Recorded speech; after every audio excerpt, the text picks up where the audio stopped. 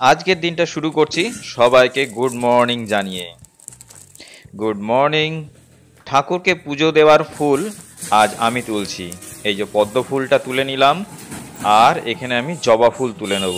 হ্যাঁ, এইগুলো জবা ফুল, খুবই সুন্দর এবং অন্যরকম একটু জবা ফুল। বাড়িতে যত রকম গাছগাছালি আছে, ফুল হোক ফল হোক, সব কিছু আমার বউ করে। দেখুন কি সুন্দর না ফুলটা। সকালে এই ফুলটা দেখতে ভারী মিষ্টি লাগছে। এক হাতে ক্যামেরা নিয়ে সব কিছু মেনটেন করা অনেক সমস্যার। সত্যি কিন্তু ইউটিউবাররা অনেক খাটনি খাটে, সাধারণ মানুষের থেকে অনেক খাটনি খাটে।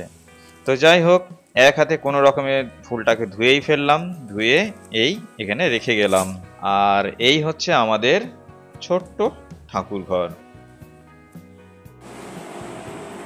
আর এদিকে চলে এসেছে একজন অতিথি, এই যে এসে কখন থেকে বসে আছে। আচ্ছা, এইভাবে দিলাম বলে আপনারা কিছু মনে করবেন না, কারণ আমার এক হাতে ক্যামেরা রয়েছে। আর সকালবেলা চা বসিয়ে দিয়েছি। আর এদিকে এই যে দুধের যে চাঁচিগুলো হয় সেগুলো জমা করে রেখেছে ঘি করবে বলে। আর এখানে ছোলা সেদ্ধ আর মটর সেদ্ধ করে রাখা হয়েছে, এটাকে একটু ভাজাভাজি করে সকালবেলা টিফিন বানানো হবে বলে। দারুণ, একটু অন্যরকম। আর এখানে আলু সেদ্ধ করতে দেওয়া হয়েছে আর ডিম সেদ্ধ করতে দেওয়া হয়েছে। আচ্ছা, তারপরে আমি চাটা খেয়ে চলে এলাম এই আঁকার ঘরে। এই সরু সরু তুলি, এই কাজটাতে আমি ব্যবহার করব। আর এটা সম্পূর্ণ হচ্ছে গিয়ে লাইন বেস কাজ। পুরো লাইন দিয়ে দিয়ে দিয়ে দিয়ে কাজটাকে করতে হবে। খুবই সুন্দর, তবে একটু সময় সাপেক্ষ কাজ। তবে এই কাজটাকে শেষ করতেই হবে, কারণ কালকে এটাকে কুরিয়ার করতেই হবে।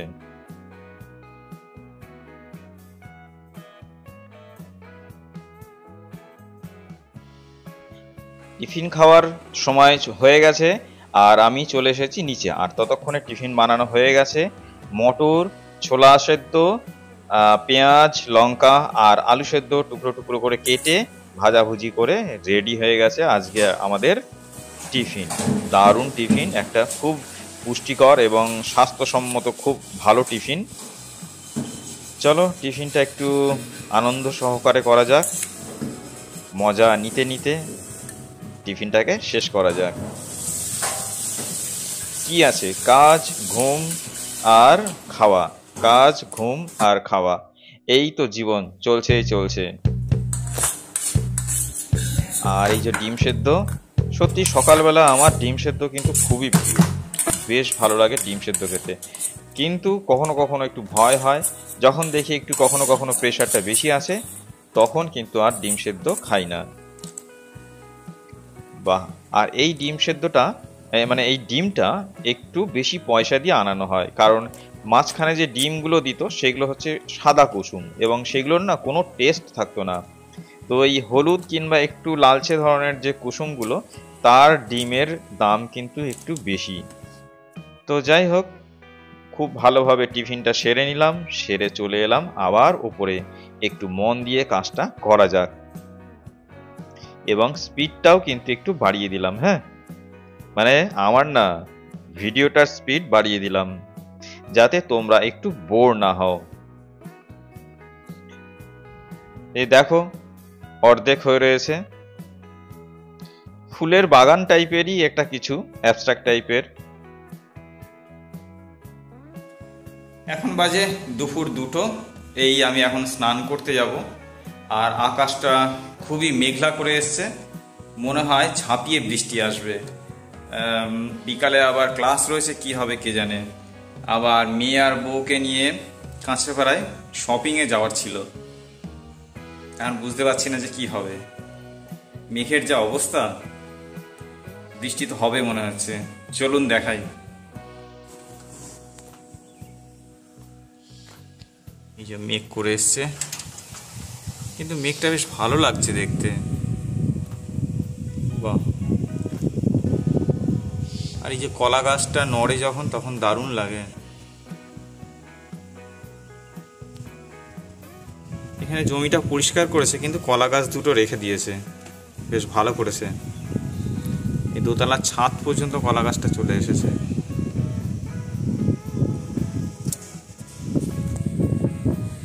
বাহ, সত্যি কিন্তু আমাদের এই প্রকৃতি ভারী অদ্ভুত, একে বোঝা খুব খুব কঠিন।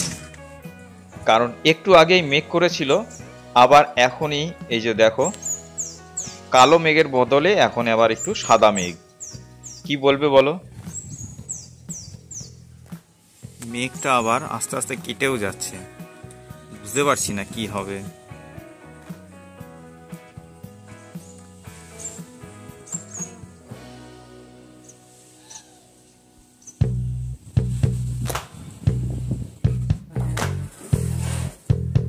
বাসা এরা বানায় অল্প।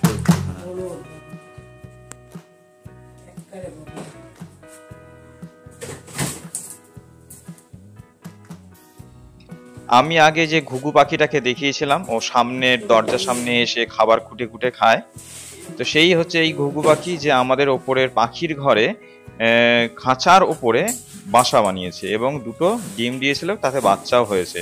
আর এমন জায়গায় বাসাটা করেছে যেখানে পাখা রয়েছে, আর পাখাটা চলছিল আর উড়ে বাইরে যাওয়ার সময় ও একটু ধাক্কা খায় এবং একটা পালক না দুটো পালক খুলে পড়ে যায়। তো তাতে আমরা এসে দেখি, তো ও যখন আবার উড়ে এলো তখন দেখলাম যে না, ঠিকই আছে, অসুবিধা নেই। সে খাবার আনতে গেছিল এবং খাবার নিয়ে এসে বাচ্চাগুলোকে আবার খাওয়াচ্ছে দেখলাম, এবং সুস্থই আছে, ভালোই আছে। দেখে মনটা খুবই শান্তি হলো। এই যে তারপর স্নান টান করে চলে এলাম দুপুরের খাবারের মেনুতে।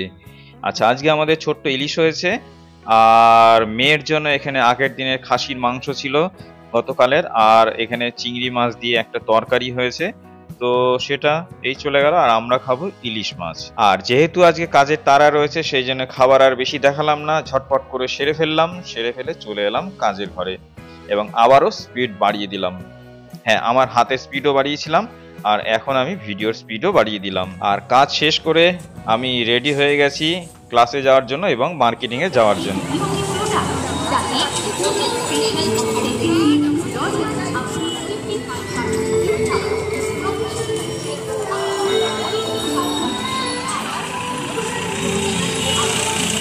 হ্যাঁ হ্যাঁ, ভালো হয়েছে।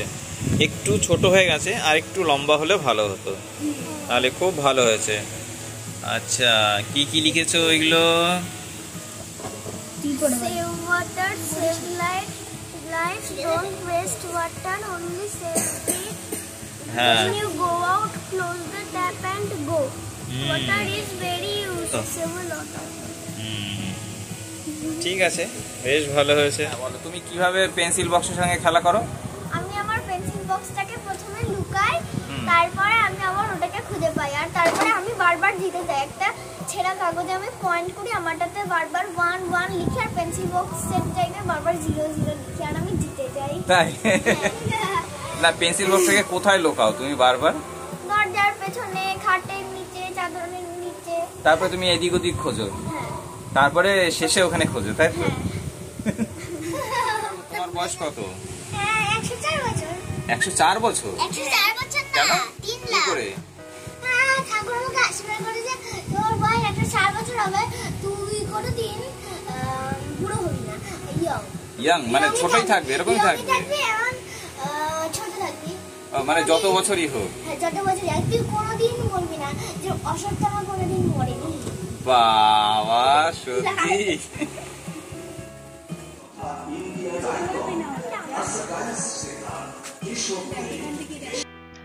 কাঁচরাপাড়াতে আমি যেখানে ক্লাস করাতে যাই সেই গলিতেই হয় নবাঙ্কুর পুজো, এবং সত্যি সেটা খুব ভালো হয় এবং খুব সুন্দর করে, প্রত্যেক বছরই প্রায় খুবই ভালো করে। তো কাজ চলছে এবং বাড়ি ফেরার পথে আমি কিছু দৃশ্য ক্যাপচার করে রাখলাম।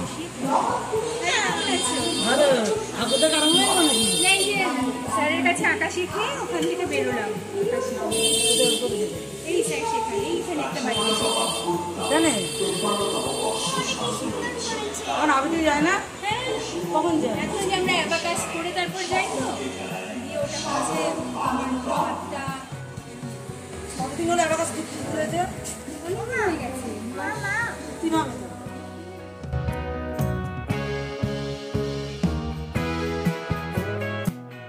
বাড়ি ফিরছিলাম যে টোটো করে, সেখানে তার পেছনে লেখা আছে অনন্ত, মানে অনন্ত। হ্যাঁ, অনন্তকাল ধরেই জীবন এভাবেই চলছে, চলতেই থাকবে, চলতেই থাকবে, চলতেই থাকবে।